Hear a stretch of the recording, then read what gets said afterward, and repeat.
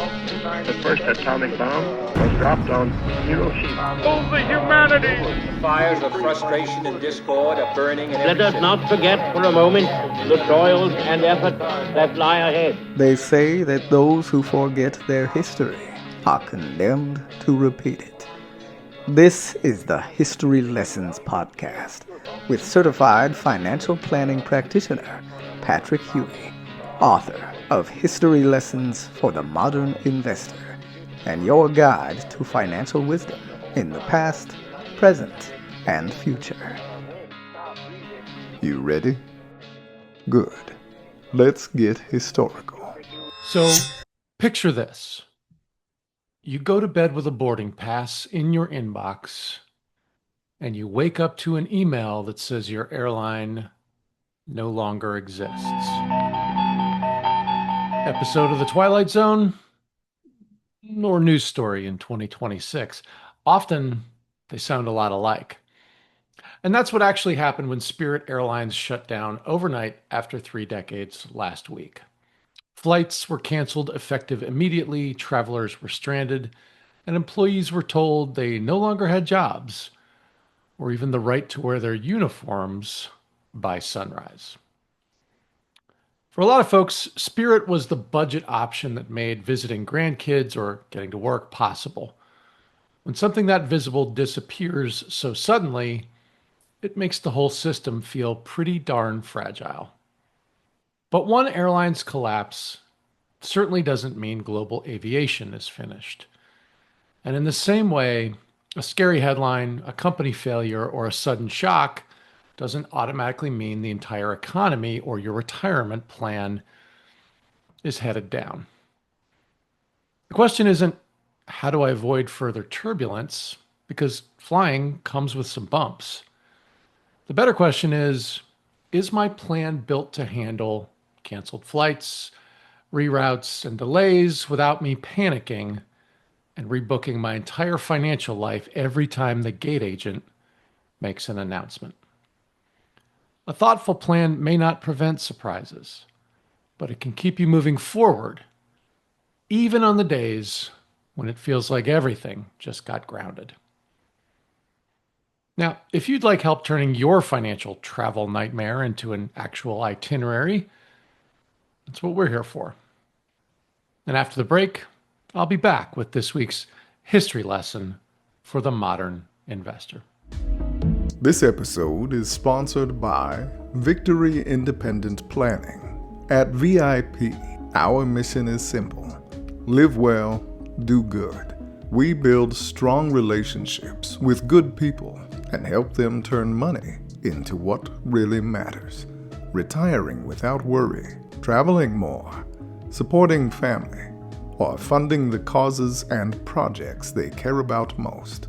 Based in Naples, Florida, and Portland, Oregon, we serve clients nationwide with comprehensive fiduciary advice, retirement income planning, custom investment portfolios, tax strategy, healthcare and Medicare decisions, and estate and legacy planning, all carefully organized around your unique goals. If you're ready for a plan that puts your best interests first, visit victoryindependentplanning.com and schedule your VIP consultation.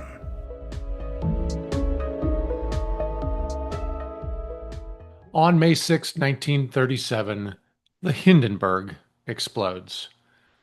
Hype, can't miss technology, and one very bad exit strategy. Oh, the humanity! Yeah, it was the evening of May 6, 1937, when a crowd gathered at the Lakehurst Naval Air Station in New Jersey to watch something that still felt futuristic at the time: the giant German airship, the Hindenburg, arriving from Europe. Now, it was enormous, more than 2 football fields long, floating in almost entirely silent, and it lit against the early evening sky. Newsreel cameras rolled. A radio reporter, Herbert Morrison, spoke into his microphone in the calm, clipped tone of the era as the ship maneuvered towards its mooring mast. And then, in a few terrible seconds, everything changed. As the Hindenburg dropped its landing lines and began its final approach, witnesses saw a flicker of flame near the tail. In Morrison's broadcast, you can hear his voice break as the scene turns from spectacle to disaster. The airship bursts into fire, tilts nose up, and collapses to the ground in a roaring blaze. You know what he says. Oh, the humanity. Oh, the humanity. A phrase that would anchor the moment in cultural memory forever. In less than a minute, a symbol of progress and luxury travel was reduced to a smoking hulk. In the years leading up to that night, airships had been sold as the future of transatlantic travel. Smooth, glamorous, technologically advanced. The Hindenburg itself was a marketing triumph. Sleek cabins, promenades with windows looking out over the ocean, even cigarette lounges in a hydrogen-filled craft.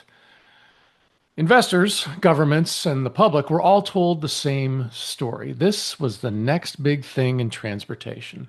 The risks, hydrogen's flammability, the design compromises, and the vulnerability to weather were downplayed, or wrapped in assurances that German engineering and safety procedures would conquer all. One disaster didn't make the technology impossible, but it did expose how thin the margin for error really was, and how quickly public faith can evaporate when a can't-miss story ends with a microphone picking up screams and collapsing metal. I can't talk, ladies and gentlemen. For modern investors, the Hindenburg is a vivid reminder of a few perennial truths. First, hype and innovation often go traveling together. Every era has its airships. And I'm thinking about dot-com stocks in the late 90s, housing derivatives in the mid-2000s, crypto and meme stocks more recently, and now AI-related plays. Yeah, the pitch is familiar. This time is different, the old rules don't apply, and if you don't get on board now, you'll miss the future. Sometimes there's a real lasting innovation underneath the story. Quite often there is. But the mistake is assuming that every vehicle tied to a new idea is equally safe or destined to fly forever. It's a diversified portfolio that lets you participate in genuine progress without betting your retirement on one highly flammable design. Second, risk is often invisible until it isn't.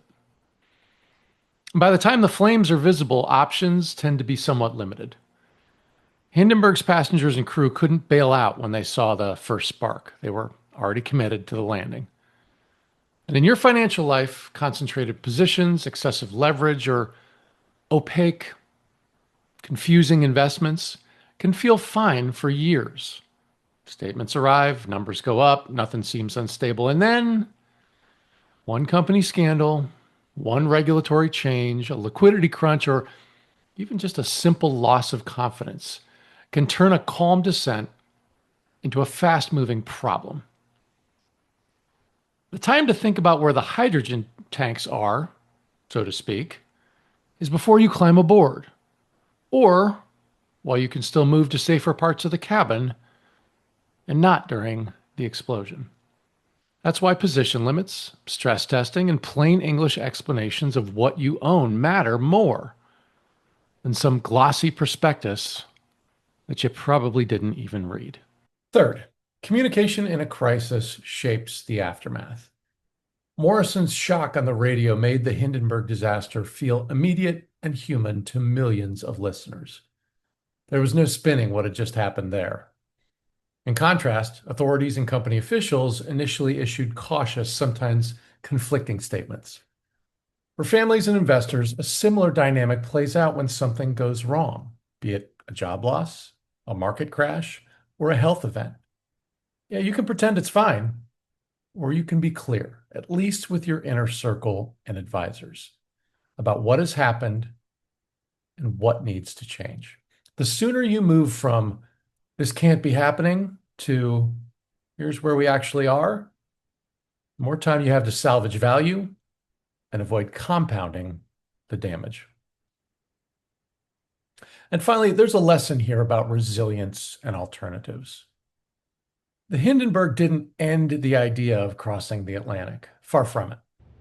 It accelerated the shift toward heavier than airplanes, which had their own accidents, but ultimately proved a more scalable and flexible technology.